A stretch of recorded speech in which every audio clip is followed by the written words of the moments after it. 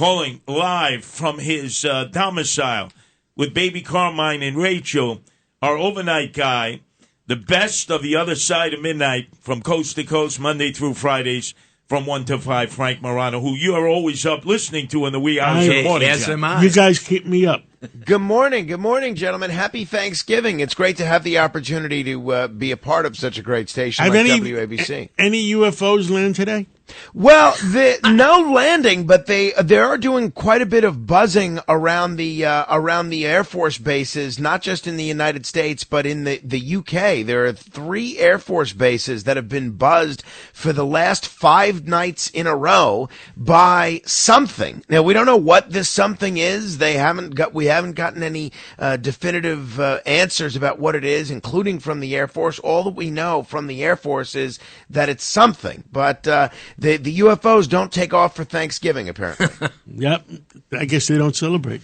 Now, question, Frank. Frank, yes. The last time when President Trump was in, he had hinted that he was going to let us know everything about Roswell, everything that went on with UFOs, extraterrestrials. He gave us a little bit on hors d'oeuvre. Can we expect the full entree this time around in these 4 years? Well, he's been very definitive that he's going to release all the documents related to the Kennedy assassination. He's allowed himself a lot more wiggle room on the UFO issue. I mean, we know there's something along the lines of 60,000 documents related to the Kennedy assassination that still haven't been released yet.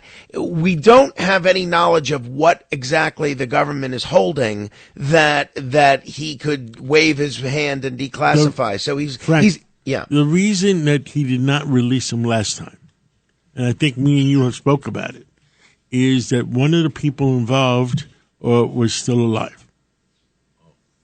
Well, talking about the Kennedy assassination, yes. Not necessarily the UFO thing. No, well, the Kennedy assassination. I am hoping that whatever the case is, that as soon as that person he gets is dead now.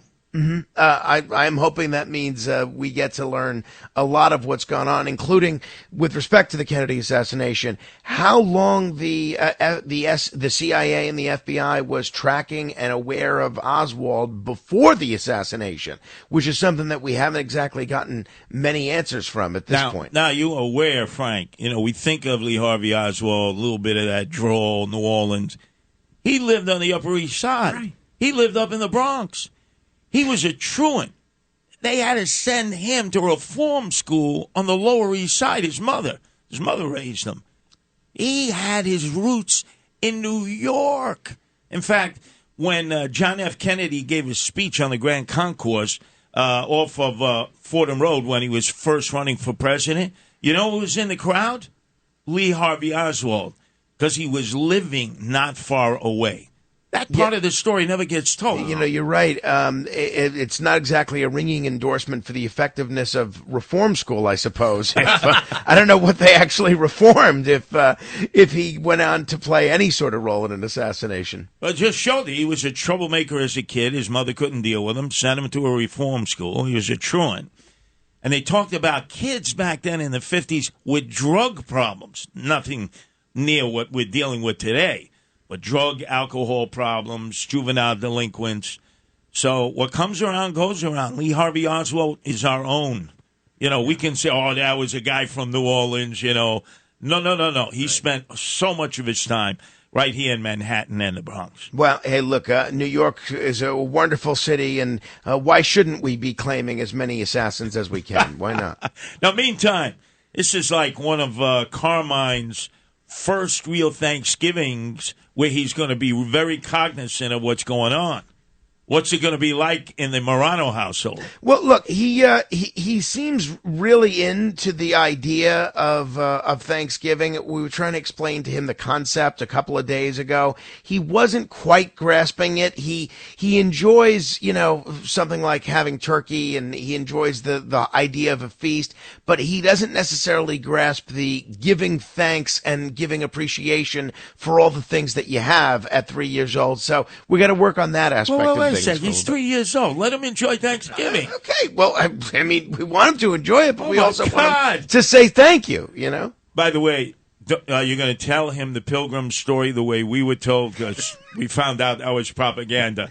Yes, absolutely. We are going full-fledged into American mythology as it was studied 50 years ago. None of this new history. I got to tell you, Bert and John and Frank, the biggest disappointment I ever had was going up to Plymouth Rock as a kid with my family, because my cousin Jimmy Lanigo owned the Plymouth Rock Summer Theater.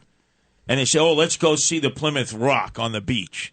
It's a little pebble that's protected by these iron bars. And all these tourists are saying, where's the Rock of Gibraltar? That's what they're expecting to see, this huge boulder. And it's a little pebble. And then you start asking questions. What was it like at that first feast with the Pilgrims and the indigenous people, the Native Indians, when they all came together? And the locals say, it didn't actually happen like that.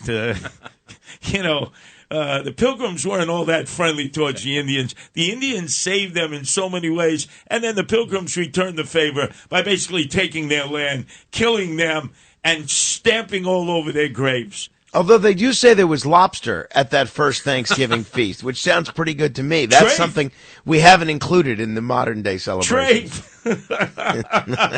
There was one camp of Pilgrims that disappeared, never showed up again, right?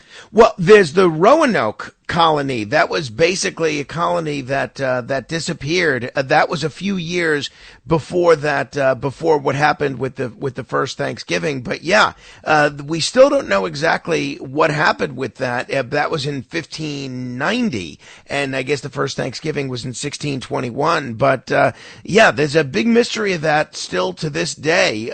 You had one of the colonists, Governor John White, returned to England for supplies, and he was delayed because of the Spanish Armada. And then when he returned to Roanoke, all the colonists were gone. The only trace of the colonists was one word, Croatoan, carved on a post, and that's it. No bodies, no anything. We don't exactly know what happened to those people. Let me ask you a question. Please do not expose Little Carmine, to 1619.